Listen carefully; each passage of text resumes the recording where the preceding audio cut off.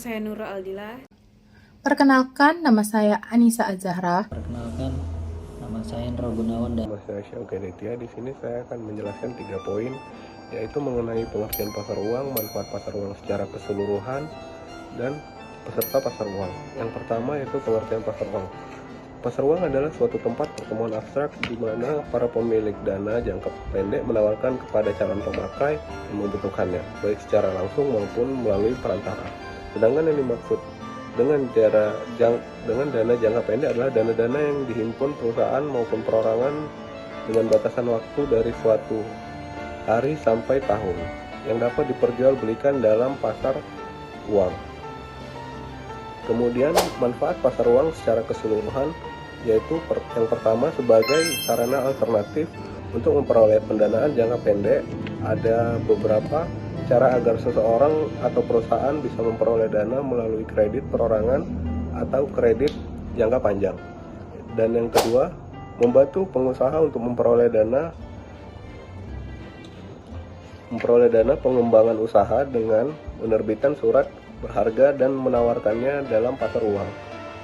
Yang ketiga, mencegah terjadinya uang yang menganggur. Uang menganggur adalah uang yang disimpan dan tidak dipergunakan untuk kegiatan yang produktif sehingga tidak ada menghasilkan pendapatan. Yang keempat, mengendalikan jumlah uang yang berada di masyarakat. Dana yang terhimpun dalam pasar uang melalui perantara perbankan maupun perusahaan asuransi secara otomatis akan mengendalikan jumlah uang yang berada di masyarakat. Kemudian dari peserta pasar uang, pihak yang terlibat dalam transaksi pasar uang tidak baik sebagai investor maupun sebagai penerbit instrumen dalam rangka mobilisasi dana, yaitu yang pertama lembaga-lembaga keuangan seperti bank konvensional maupun syariah, dan kedua perusahaan-perusahaan besar, yang ketiga lembaga-lembaga pemerintah, dan individu-individu masyarakat. Instrumen pasar uang. Instrumen pasar uang yang ada di Indonesia yang pertama, Sertifikat Bank Indonesia atau SBI, surat berharga atas unjuk dalam rupiah yang diterbitkan dengan sistem diskonto oleh Bank Indonesia sebagai pengakuan hutang berjangka waktu pendek kurang lebih dari 1 tahun. Yang kedua, surat berharga pasar uang atau SBPU. Surat berharga jangka pendek yang dapat diperjualbelikan secara diskonto dengan Bank Indonesia atau lembaga diskonto yang telah diunjuk oleh BI. Yang ketiga, sertifikat deposito.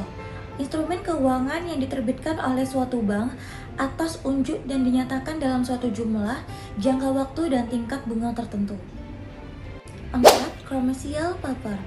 Promis yang tidak disertai dengan jaminan yang diterbitkan oleh perusahaan untuk memperoleh dana jangka pendek dan dijual kepada investor dalam pasar uang. Yang kelima, ada call money, kegiatan pinjam-meminjam dana antara satu bank dengan lainnya untuk jangka waktu pendek. Indikator pasar uang. Yang pertama, suku bunga pasar uang antar bank sebesar tingkat bunga yang dikenakan oleh bank terhadap bank lain dalam hal pinjam-meminjam dalam dana bentuk rupiah. Yang kedua, volume transaksi pasar uang antar bank, jumlah transaksi antar bank dalam hal pinjam-meminjam dalam bentuk rupiah. Yang ketiga, suku bunga pasar uang antar bank atau US dollar, tingkat bunga yang dikenakan oleh bank terhadap bank lain dalam hal pinjam-meminjam dalam bentuk US dollar. Yang keempat, volume transaksi pasar uang antar bank US dollar, jumlah transaksi dalam bank dalam hal pinjam-meminjam dalam suku bentuk US dollar. Yang kelima, suku bunga deposito rupiah sebesar persen TH, tingkat bunga yang diberikan para deposan yang mendepositokan uangnya dalam bentuk rupiah. Kelebihan dan kelemahan. Yang pertama, kelebihan. Sarana untuk mencari pinjaman dana jangka pendek bagi perusahaan yang mengalami kesulitan likuiditas. Lalu, sarana untuk menempatkan kelebihan dana yang dimiliki oleh badan usaha. Yang kedua, resiko pasar. Resiko ini terjadi karena turunnya harga suatu instrumen pasar uang dikarenakan tingkat suku bunga naik sehingga investor mengalami kerugian. Lalu resiko inflasi. Resiko ini terjadi karena naiknya harga barang atau jasa sehingga daya beli menurun atas pendapatan yang diterima oleh pinjaman yang diberikan. Lalu terakhir ada resiko nilai tukar. Resiko ini terjadi karena adanya perubahan tidak menguntungkan terhadap kurs mata uang asing. Saya akan menjelaskan mengenai jenis-jenis valuta asing. Valuta asing dibagi menjadi dua, valuta asing fisik dan valuta asing non-fisik. Valuta asing fisik berkaitan erat mengenai sifat uang asli, uang dari negara lain yang berbentuk uang kartal, baik berupa uang kertas maupun uang logam. Lalu yang kedua ada valuta asing non-fisik. Berbeda dengan valuta asing fisik tentunya. Dalam valuta asing non-fisik ini, uang yang beredar jumlahnya hanya berbentuk uang jiral atau surat-surat berharga. Contohnya cek dan wesel. Lalu saya akan menjelaskan tujuan transaksi valuta asing. Yang pertama, komersial. Valuta asing bertujuan untuk ekspor, impor, lalu lintas modal, lalu lintas jasa, dan lain-lain. Yang kedua, funding. Pinjaman valuta asing atau kebutuhan cash flow. Yang ketiga, hedging. Untuk keperluan hedging atas risiko perubahan kurs valuta asing. Lalu ada yang keempat, investasi. Baik itu commercial investment, property investment, dan portofolio asing. Yang keempat ada individu, turis dan kebutuhan individu lainnya. Yang keenam, market making. Market making ini berupa perdagangan valuta asing yang dilakukan bank-bank dengan menawarkan dua arah sebagai market maker. Baik, selanjutnya saya akan menjelaskan tentang pelaku pasar valuta asing.